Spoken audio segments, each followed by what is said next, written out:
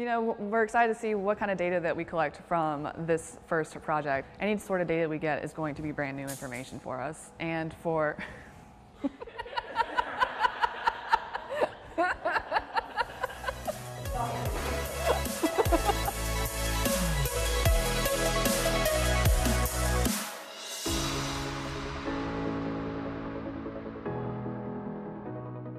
Three, 2, 1, and 0. And a liftoff of the Falcon 9 rocket and the Dragon spacecraft, packed with science and supplies for the International Space Station, humanity's home in low Earth orbit. So we were originally scheduled to be on SpaceX 14, but about a week before launch, our project got canceled from that launch because of some issues with the controlled environment. Science in space can be complex, and no matter how meticulously things are planned and executed, sometimes those complexities get in the way of launching on time. When equipment used to house the experiment didn't look perfect for a final pre-flight test, there was no choice but to push it to a later flight to ensure mission success. As a first-time investigator, that was, it wasn't devastating, it was just sad that we weren't going to be able to launch because up to that point, it had taken us about 2 years to get there. Ultimately, it gave us about 6 months more time to reevaluate that controlled system and do some more groundwork to prepare for the launch in December of 2018 on SpaceX 16.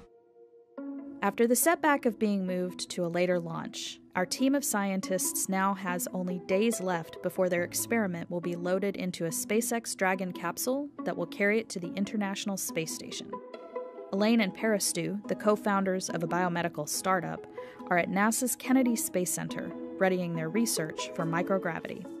Since this is our first project that's launching to station, this is also our first time working at the Kennedy Space Center. So it's been an exciting moment to, not just see the visitor center and go look at the touristy things, but also get past the security gate and into the actual laboratories. While some experiments are loaded into Dragon in the weeks leading up to launch, others have more time-sensitive components. These require precise preparation and loading in the days before liftoff. For those scientists, laboratories at the Kennedy Space Center that are a part of the Space Station Processing Facility, or SSPF, become a home away from home. Here, they can carry out the critical last steps of preparing their experiments for delivery to the space station. So we got here on a Thursday, and it's currently Sunday. Put in a big day yesterday filling up these wells with gel solution and getting ready for handover at 7:30 a.m. on Monday, ahead of launch on Tuesday afternoon. Once you arrive here, you kind of get into this other time. It's this weird little time bubble where everything is now L-based, and L being launch, and it's L minus 72, L minus 48, L minus 24, and it's just building up to the actual launch time. With those precious remaining hours, the team is prepping their microplates for microgravity. Microplates are also used in labs on Earth, but these were specially designed to be self-contained. My role on the project was to design the actual microplate themselves. The challenge on orbit, though, is that generally fluid experiments have to be conducted in the glove box, and the glove box is very time limited. It's very crew intensive. So we've designed this self-contained microplate that can be operated outside of the glove box. It has all of the containment to keep the fluids inside. So we have loaded these wells with hydrogels that they were carrying drugs, and we want to actually look at the effect of microgravity and how the release of the drug is affected when we send it to the space station. So the concern that we have is that if we have bubbles that are in the wells, it may be difficult for the plate reader to be able to read the amount correctly. So we are being very careful with how we are loading the waters. So what's left to do today, once Parastu here finishes filling the microplates, I'm going to take over and seal them up completely. Once that's done, we'll add all of the labels onto the microplates and put them in a self-contained box that is what they'll actually travel to the space station on. 3 years in the making just to get here. Once we do that, we'll turn it over to Cold Stow. Cold Stow will take it from there, and the next time we'll see them, we'll be on orbit, and the crew's opening them up. Cold Stow, short for cold stowage, is the team responsible for making sure that the research stays at the right temperature on its journey from the lab on Earth to the lab in space. This handoff is one of the last steps before being loaded onto the rocket.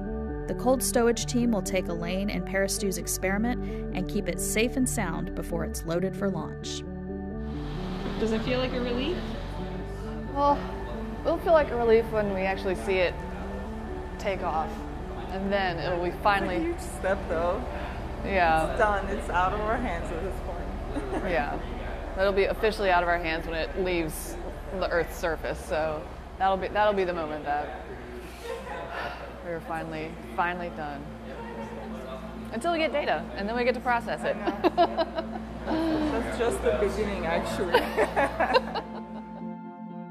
So what'll happen now is, now that we've handed them over to NASA, NASA will deliver, they're on their way right now out to Dragon to be loaded. And the launch hopefully will happen tomorrow at 1338. I've been involved since the very beginning, which is approximately about 3 years ago.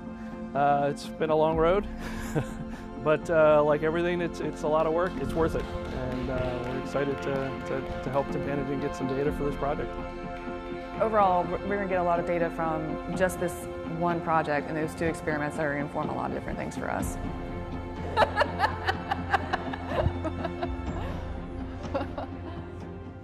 All right. It's a little windy out here today. It's a beautiful day. It's a little windy. It's got me concerned. My launch intuition is tingling a bit. It's always an awesome and amazing and special thing to see.